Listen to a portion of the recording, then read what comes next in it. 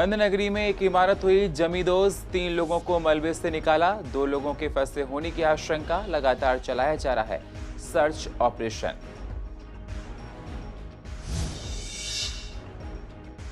झमाझम बारिश से पूर्व दिल्ली के कई इलाकों में हुआ जलभराव। जलभराव से लोगों को हो रही हैं तमाम दिक्कतें। हर साल जलभराव की होती है समस्याएं।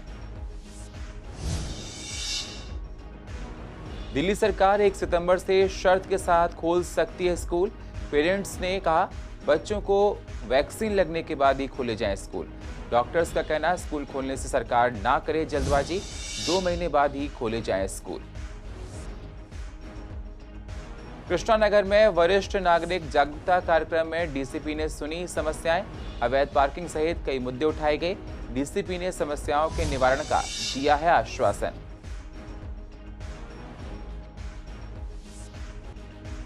और स्वामी दयानंद अस्पताल कोविड से लड़ने के लिए तैयार। अस्पताल में बनाए गए 70 बेड और 10 आईसीयू बेड।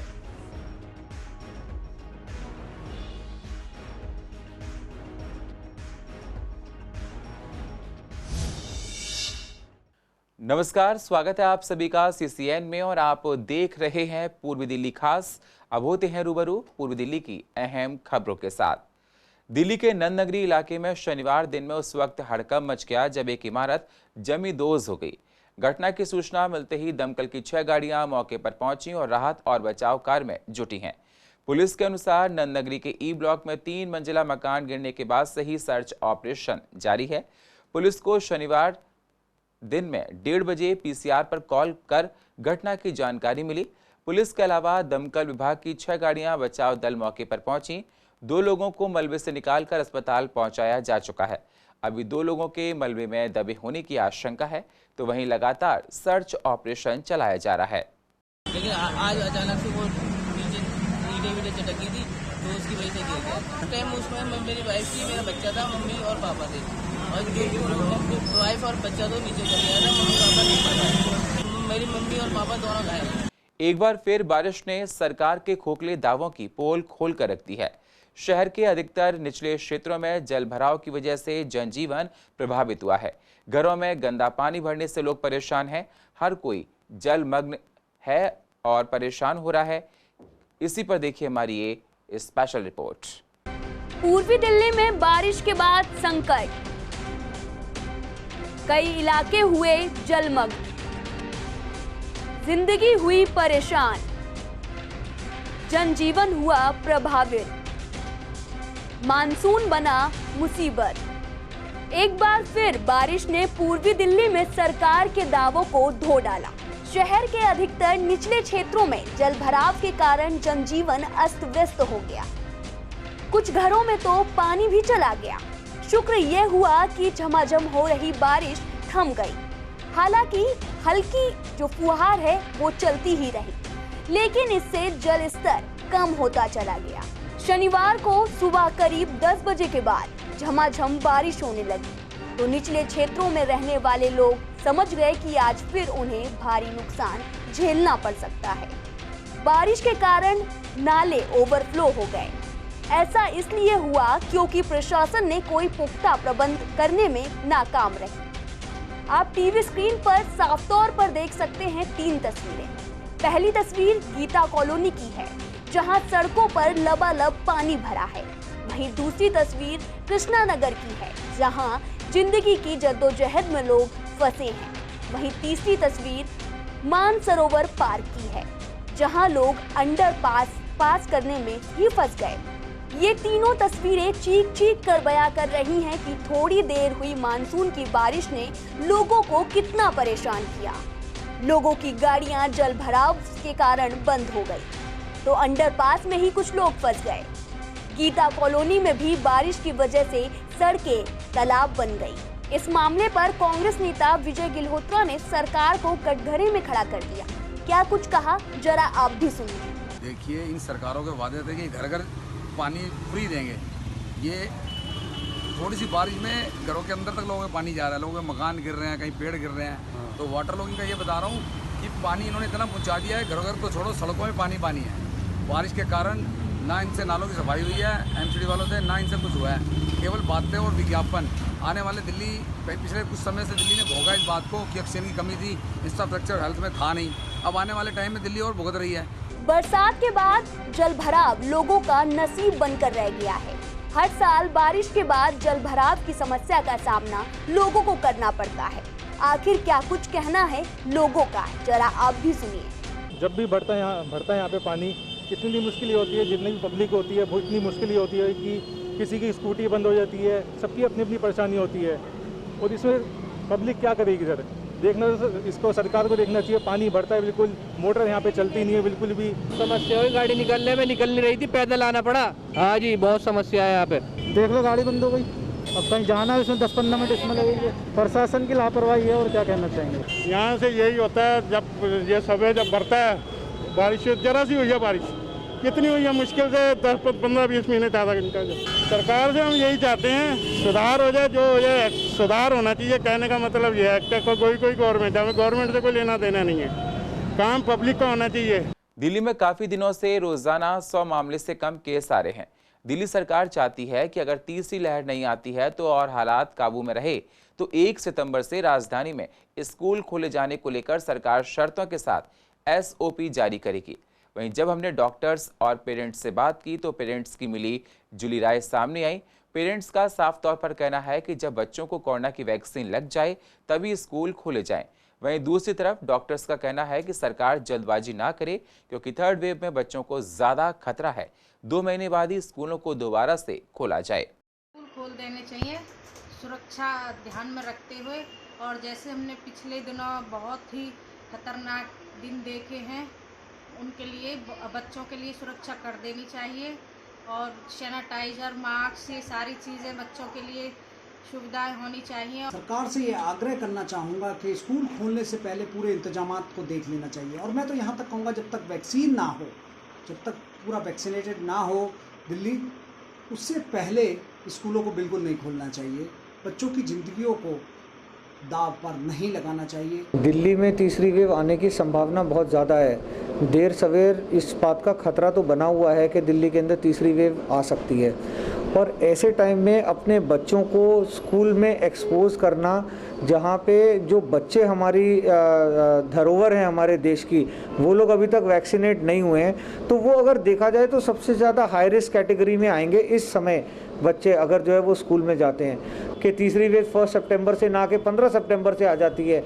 और उस टाइम पे जो है ये कहर अगर हमारे देश में आ जाता है, दिल्ली में आ जाता है, तो इसके लिए जनता जो है वो कभी भी सरकार को माफ़ नहीं करेगी। कृष्णानगर के ए ब्लॉक के पार्क में वरिष्ठ नागरिक जागरूकता कार्यक्रम का आयोजन किया गया, जिसकी अध्यक्षता रवि रस्तोगी ने की। और मुख्य अतिथि के तौर पर कार्यक्रम में DCP सत्य सुंदरम और SHO रजनीश कुमार ने शिरकत की।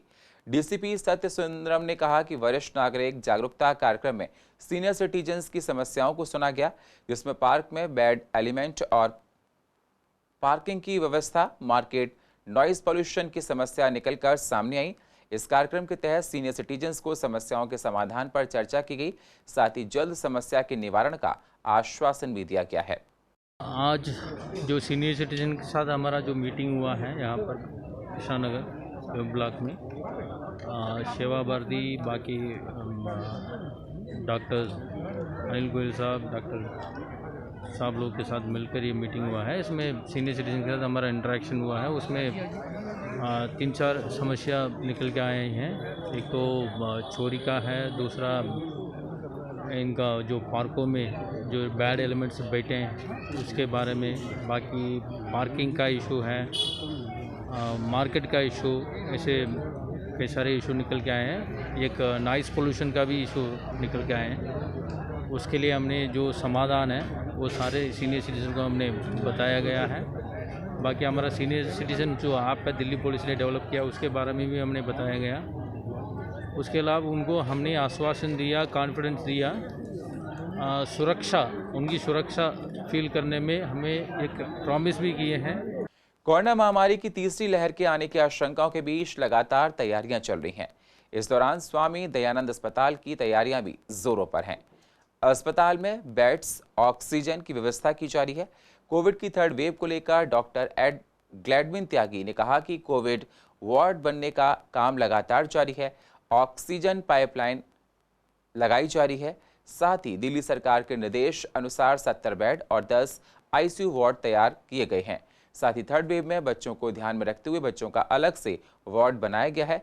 संविदा के जरिए डॉक्टर नर्सों की परमिशन भी ली गई है। साथ ही कहा कि तीसरी लहर से लड़ने के लिए अस्पताल पूरी तरह से तैयार है।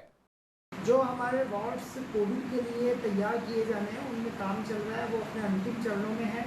ऑक्सीजन की पाइपलाइन बनने का अगर एक आध वार्ड में जहाँ पे जगह थी उसको भी हम तैयार करा रहे हैं। दिल्ली सरकार के निर्देश अनुसार 70 बेड हम देने के लिए कमिटेड है, प्लस उसके अलावा आईसीयू के बेड्स और देंगे। तो अभी एक 10 बेड का आईसीयू वार्ड भी हमने अपने यहाँ पे बनाया है। और क्योंकि बच्चों की ये थर्ड वेव आनी है तो बच्चों का एक अलग से वार्ड बनवाया जा रहा है। सभी दवाइयाँ, ज़रूरी उपकरण और जितना साजो सामान उसके लिए चाहिए वो सब हम इकट्ठा कर रहे हैं। और मुझे लगता है कि आने वाले 1.5 से 2 महीने में सब चीज़ें बिल्कुल इन ऑर्डर होंगी। इसके अलावा जो मैन पावर है, डॉक्टर्स जिस प्रकार से और नर्सेज हमने अब की बार अरेंज किए थे, वही उसी प्रकार से उनको फिर से लिया जाएगा संविदा पे। उसके लिए परमिशन हमने ले ली है। तो अगर थर्ड वेव जैसी कोई चीज़ आती है तो स्वामी दयानंद अस्पताल उसके लिए तैयार है। कांति नगर के डीडीए पार्क में पौधारोपण कार्यक्रम का आयोजन किया गया, जिसमें विधायक वाजपेयी और नेता प्रतिपक्ष रामवीर सिंह विदुड़ी मौके पर मौजूद रहे। उन्होंने डीडीए पार्क में पौधारोपण करके कई पौधे पार्क में लगाए। साथ ही विधायक अनिल वाजपेयी ने कहा ये पार्क एक ऐतिहासिक पार्क बनाया जाएगा। इस पार्क की सारी खामियों को ठीक किया जाएगा।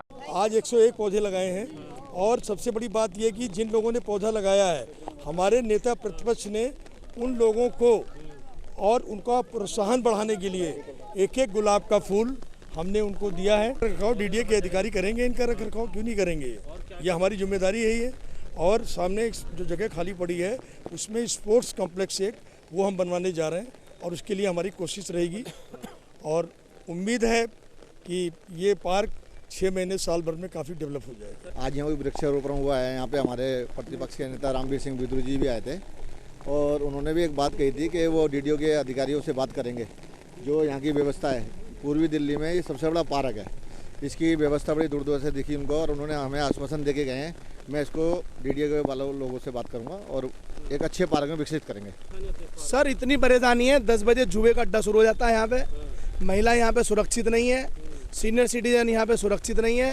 ये गांधीनगर विधानसभा की रीढ़ की हड्डी है और यहाँ पे हर व्यक्ति को इसका फायदा मिले। दंगे के दौरान गोकुलपुरी इलाके में घरों और दुकानों में चोरी करने के बाद आग लगाने और एक व्यक्ति की गैर इरादतन हत्या के 3 मामलों में शुक्रवार को कड़कड़डूमा कोर्ट ने 3 आरोपितों के खिलाफ आरोप तय कर दिए। सभी आरोपितों ने खुद को बेगुनाह बताते हुए ट्रायल की मांग की।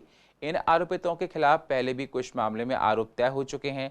फरवरी में गोकुलपुरी इलाके के भागीरथी बिहार में दंगाइयों ने कई घरों में घुसकर नकदी, जेवर और सामान लूटा था।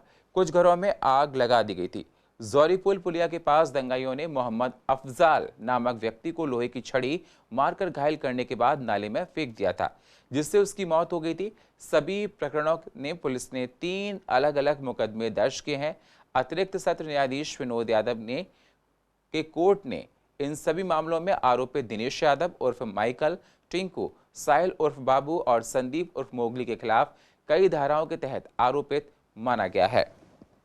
गोकुलपुरी आगजनी और लूटपाट के मामलों में 3 व्यक्तियों ने घरों में घुसकर लूटपाट करी और आगजनी की थी और जिसमें कि उन्होंने एक व्यक्ति के लोहे की छड़ मारकर उसे नाले में फेंक दिया था, जिससे वो व्यक्ति एक्सपायर हो गया। इस मामले में श्री विनोद यादव जी की अदालत ने तीनों पर आरोप तय किए हैं। इसमें उनके वकीलों ने दलील दी कि इन्हें झूठा फंसाया गया है और ये केस झूठा है। अदालत ने देखा कि उन पर इसी तरह के कई और मामले भी चल रहे हैं दंगों से रिलेटेड, तो अदालत ने उनके ऊपर आरोप तय किए हैं। अन्य मामले में राशिद उर्फ राजा नाम के व्यक्ति को उसकी बहन की शादी के आधार पर विनोद यादव जी ने 3 हफ्ते की अंतरिम जमानत दी। राजधानी दिल्ली के पुलिस स्टेशंस में किसी भी आम पीड़ित की सुनवाई न होना आम बात है। ईस्ट डिस्ट्रिक्ट की लक्ष्मीनगर पुलिस ने संपत्ति विवाद के चलते हुए झगड़े में पुलिस ने कोई कार्रवाई नहीं की तो पीड़ित शख्स ने कड़कड़डूमा कोर्ट पहुंचकर आत्मदाह का प्रयास किया है। पीड़ित ने खुद पर पेट्रोल डालकर खुद को आग लगाने का प्रयास किया। करीब आधे घंटे तक यह हाई वोल्टेज ड्रामा चलता रहा। किसी तरह वहां मौजूद वकीलों और पुलिस वालों ने उसे समझाकर शांत करवाया और नीचे उतारा। जानकारी के मुताबिक आत्मदाह का प्रयास करने वाले शख्स की पहचान लक्ष्मीनगर निवासी नवीन खन्ना के तौर पर हुई है। बीते 27 जुलाई को उसका किसी संपत्ति को लेकर झगड़ा हुआ था, जिसमें उसे चोट लगी थी। मामले की सूचना पुलिस को दे दी गई थी, मगर इस मामले में जब 8 दिनों तक कोई कार्रवाई नहीं हुई तो शाम करीब 4:45 बजे वह कड़कड़ुमा कोर्ट पहुंच गया। वह सीढ़ियों के रास्ते कैंटीन के ऊपर स्थित दूसरी मंजिल के छज्जे पर चला गया। वहां उसने कपड़े उतारकर खुद पर पेट्रोल डाल दिए, साथ ही दूसरे हाथ में लाइटर लेकर आत्मदाह करने की बात कहने लगा। उसका कहना था कि पुलिस कोई कार्रवाई नहीं करती है, इस कारण वह अपनी जान देना चाहता है। इस दौरान वहां भारी भीड़ जमा हो गई। मामले की सूचना पुलिस को दी गई।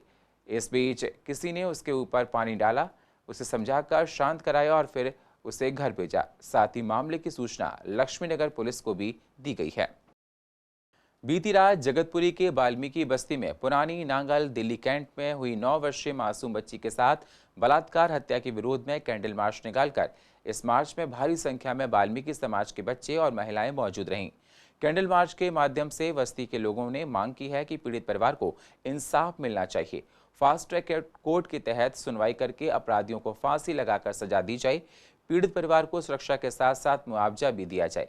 किसी और देश की बेटी के साथ ऐसा घिनौना अपराध दोबारा ना हो, इसके लिए कठोर कानून के तहत अपराधियों को जल्द से जल्द फांसी की सजा दी जाए।